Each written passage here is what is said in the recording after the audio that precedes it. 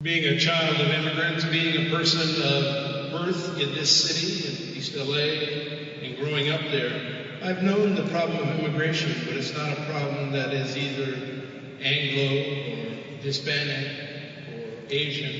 It's a problem of compassion on all of us. In our faith, we say that we will respect the dignity of every human being. We will work for justice and mercy in this world. As I was a child, the thing that drew me into this church was being part of action to make justice a reality for people. I know that our city government is working on this issue and will continue to do so. And I'm appreciative of the mayor and his staff for doing that.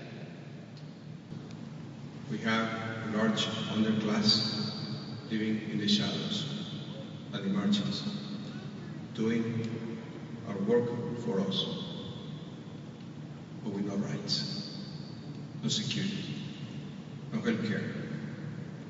These are human souls, not statistics. These are children of God, made in His image and likeness. We cannot be indifferent to their suffering. And together we affirm that the immigration problems are not about papers, but about people. People of diverse faiths, every ethnicity, and all ages.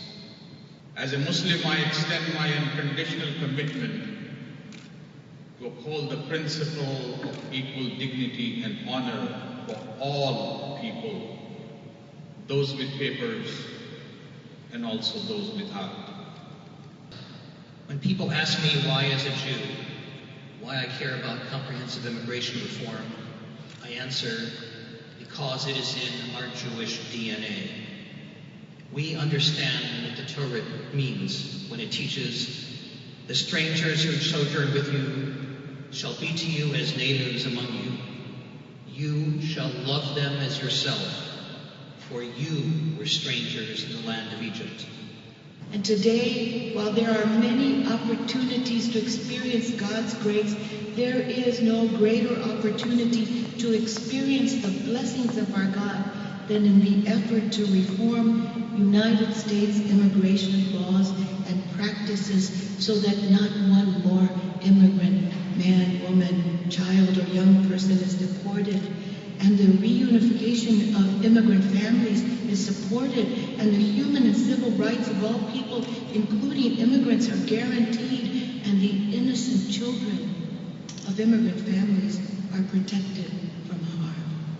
The United States has been a place where those who aspire to live are welcome, where citizenship is open and attainable, where families are valued and kept together, and where newcomers in every generation are valued for the cultural richness that they bring and contribute to our pluralistic society.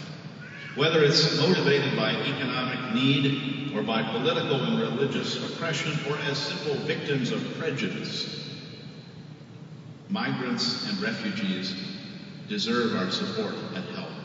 As an integral part of our society, immigrants have given their love, their selfless sacrifice, and their enduring spirit to build a future in the land of opportunity. They are men, women, and children who have envisioned the American dream in the melting pot of American society. They have immigrated to this country and have joined the army of architects and builders, thus becoming partners in the work of God. We as religious leaders have a document that we put together, and it's an open letter to President Obama. And it says, "Dear Mr. President, we call upon you in Congress to enact humane, bipartisan, comprehensive immigration reform legislation that is consistent with not only our values as people of faith, but also our values as Americans. We recognize that family reunification is a core national value and interest, and we must continue our historic commitment to bring families together.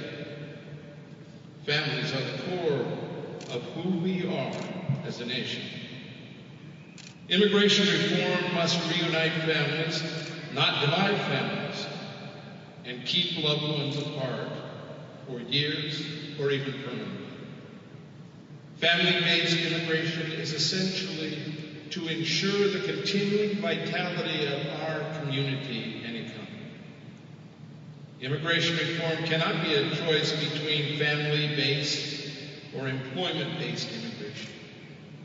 Both systems must function to foster economic growth and promote social welfare. The myth of changing migration fails to articulate the reality faced by families who are separated for years and even decades. Family-based immigrants are committed to America. Many have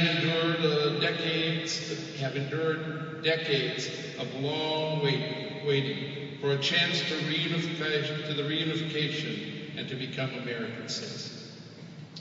Mass deportation of undocumented populations must be rejected outright, as such actions would violate family unification principles, fail to address security concerns, and run counter to the values of American society. Comprehensive immigration reform must provide a holistic approach to reforming our immigration system.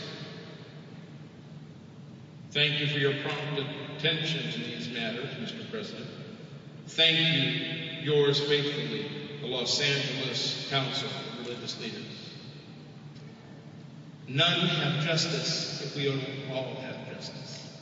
None have mercy if we don't all have mercy.